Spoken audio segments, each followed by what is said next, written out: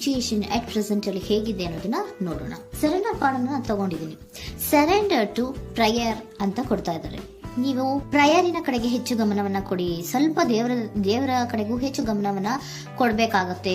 ಯಾವಾಗ ನೀವು ದೇವರನ್ನ ತುಂಬ ಹೃದಯದಿಂದ ಪ್ರಾರ್ಥನೆಯನ್ನ ಮಾಡಿ ನನಗೆ ಸಹಾಯವನ್ನ ಮಾಡು ಅಂತ ಕೇಳ್ತಿರೋ, ಆಗ ಅದೆಲ್ಲ ಸಮಸ್ಯೆಗಳಿಂದ ನೀವು ಆಚೆ ಬರ್ತೀರಾ.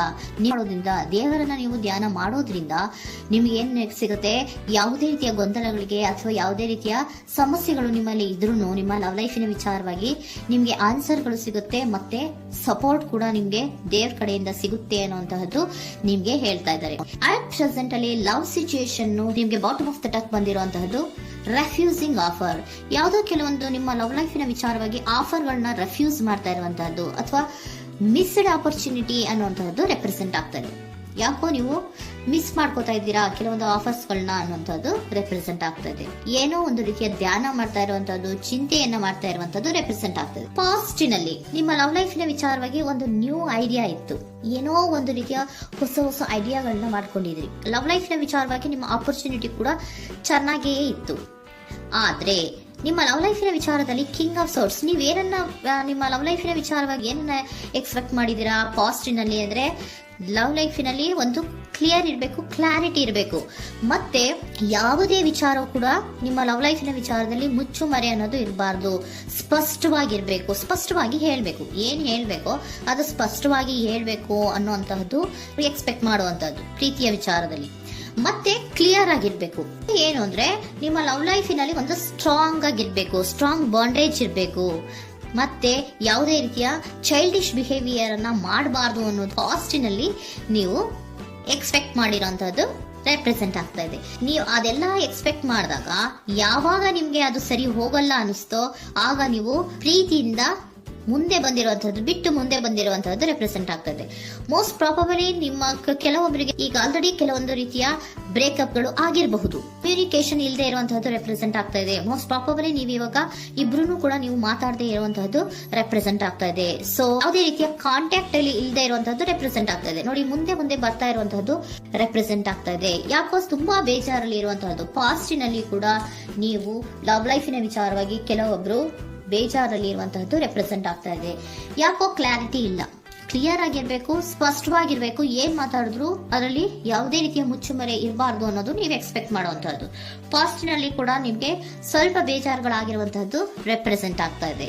ಅಟ್ ಪ್ರೆಸೆಂಟಿನಲ್ಲಿ the moon card, 9 of swords, 6 of swords ಬಂದಿದೆ. ಮೂನ್ ಕಾರ್ಡ್ ಏನನ್ನ ರೆಪ್ರೆಸೆಂಟ್ ಮಾಡುತ್ತೆ?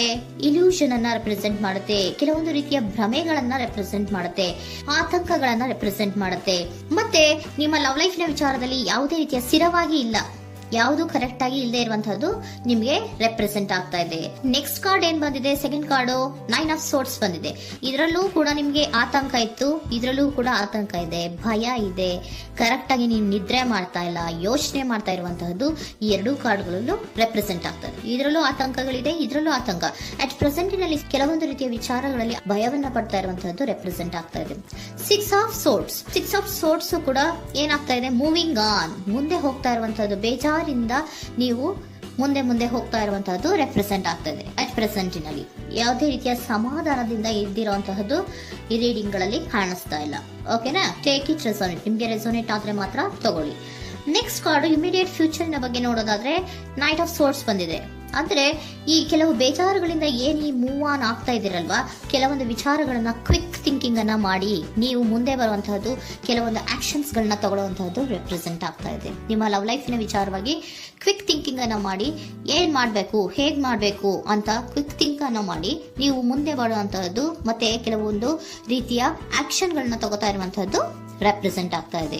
ಕ್ವೀನ್ ಆಫ್ ಕಪ್ ಏನನ್ನ ರೆಪ್ರೆಸೆಂಟ್ ಮಾಡುತ್ತೆ? ಬಹಳ ಕೇರಿಂಗ್ ಅನ್ನ ರೆಪ್ರೆಸೆಂಟ್ ಮಾಡುತ್ತೆ. ಏನಿರ್ಬೇಕು ಲವ್ ಲೈಫಿನ ವಿಚಾರದಲ್ಲಿ? ನೋಡಿ, ನೀವು ನೋಡ್ತಾ ಇರೋದು ಹೇಗ್ ನೋಡ್ತಾ ಇದ್ದೀರಾ? ನಿಮ್ಮ ಲವ್ ಲೈಫಿನ ವಿಚಾರದಲ್ಲಿ ಏನಿರ್ಬೇಕು ಅಂತ ಎಕ್ಸ್ಪೆಕ್ಟ್ ಮಾಡ್ತೀರಾ? ಸ್ವಲ್ಪ ಸ್ಟೇಬಲ್ ಆಗಿರ್ಬೇಕು, ಬಹಳ ಕೇರಿಂಗ್ ಇರ್ಬೇಕು, ಎಮೋಷನಲ್ ಇರ್ಬೇಕು ಅದರಲ್ಲಿ ಅನ್ನುವಂಥದ್ದು ನೀವು ಎಕ್ಸ್ಪೆಕ್ಟ್ ಮಾಡುವಂಥದ್ದು. ಈ ನಿಯರ್ ಫ್ಯೂಚರ್ ನಲ್ಲಿ ನೀವು ಆ ರೀತಿ ಎಕ್ಸ್ಪೆಕ್ಟ್ ಮಾಡುವಂತಹದ್ದು. ನೆಕ್ಸ್ಟ್ ಕಾರ್ಡ್ ಬಂದಿರುವಂತಹದ್ದು ಏರೋಫೆಂಟ್ ಕಾರ್ಡ್ ಬಂದಿದೆ. ಏರೋಫೆಂಟ್ ಕಾರ್ಡ್ ಏನನ್ನ ರೆಪ್ರೆಸೆಂಟ್ ಮಾಡುತ್ತೆ? ಕೆಲವೊಂದು ವಿಚಾರಗಳ ಬಗ್ಗೆ ತಿಳ್ಕೊತಾ ಇರುವಂತಹದ್ದು, ಏನೋ ಕೆಲವು ವಿಚಾರಗಳ ಬಗ್ಗೆ, ನಿಮ್ಮ ಲವ್ ಲೈಫಿನ ವಿಚಾರಗಳ ಬಗ್ಗೆ ತಿಳ್ಕೊತಾ ಇದ್ದೀರಾ.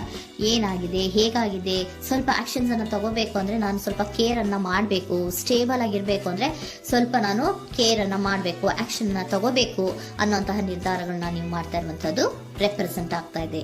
ಹಾಗಿದ್ರೆ ಏಂಜಲ್ ಗೈಡೆನ್ಸ್ ಏನ್ ಕೊಡ್ತಾರೆ? Are you ready? ನೀನು ರೆಡಿಯಾಗಿದ್ದೀರಾ ನೀವು ಅಂತ ಕೇಳ್ತಾ ಇದ್ದಾರೆ ಏಂಜಲ್ಸ್ಗಳು. ಅಂದ್ರೆ ಏನು, ನೀನ್ ಇಲ್ಲೇ ಕುತ್ಕೊಂಡು ಅಳ್ಕೊಂಡು ಬೇಜಾರು ಮಾಡ್ಕೊಂಡು ಕುತ್ಕೊಳ್ಳೋದು ಬೇಡ, ಸ್ವಲ್ಪ ನೀನು ಮುಂದೆ ಮೂವ್ ಆಗು. ಅಲ್ಲಿರೋದ್ರಿಂದ ಏನು ಪ್ರಯೋಜನ ಇಲ್ಲ. Are you ready? ನೀವು ರೆಡಿ ಆಗಿದ್ದೀರಾ? With in the next few weeks, ಕೆಲವೊಂದು ವೀಕ್ಗಳಲ್ಲಿ, ಕೆಲವೊಂದು ವಾರಗಳಲ್ಲಿ ನೀವು ಏನಾಗ್ತೀರಾ? ಅಬಂಡೆನ್ಸ್, ಸಾಮರಸ್ಯ ಅನ್ನೋದು ಇರುತ್ತೆ. ಇಂಪ್ರೂವಿಂಗ್ ಹೆಲ್ತ್ ಅಂದ್ರೆ ಏನು, ನೀವು ಯೋಚನೆ ಮಾಡಿ ಮಾಡಿ ಮಾಡಿ ಏನು ಈ ಆರೋಗ್ಯವನ್ನ ಹಾಳು ಮಾಡ್ಕೊಂತ ಇದ್ದೀರಾ. ಸೊ ಇಂಪ್ರೂವಿಂಗ್ ಹೆಲ್ತಿನ ಕಡೆಗೆ ಗಮನವನ್ನ ಕೊಡಿ. ಆತಂಕವನ್ನ ಮಾಡ್ಕೊಂಡು ಭಯವನ್ನ ಪಡ್ಕೊಂಡು ಮುಂದೆ ಹೋಗ್ಬೇಕಲ್ಲ ಅಂತ ನೀವು ದಿನ ದಿನ ಹೆಂಗೆ ಕಾಲವನ್ನ ಮುಂದೆ ಹಾಕ್ತಾ ಇದ್ರೋ, ಅದಕ್ಕೆ ಏನ್ ಹೇಳ್ತಾ ಇದ್ದಾರೆ? Are you ready? ಮುಂದೆ ಬರೋದಕ್ಕೆ ನೀನ್ ರೆಡಿ ಆಗು. ನೀವ್ ಅಲ್ಲೇ ಕೂತಿರೋದ್ರಿಂದ ಯಾವುದೇ ರೀತಿಯ ಪ್ರಯೋಜನ ಇಲ್ಲ. ಸ್ವಲ್ಪ ನಿಮ್ಮ ಹೆಲ್ತಿನ ಕಡೆಗೆ ಗಮನವನ್ನ ಕೊಡಿ. ಸಮೃದ್ಧಿ ಅನ್ನೋದು ಬಂದೇ ಬರುತ್ತೆ, ಸಾಮರಸ್ಯ ಅನ್ನೋದು ಇದ್ದೇ ಇರುತ್ತೆ ಅನ್ನೋದು ಹೇಳ್ತಾ ಇದ್ದಾರೆ.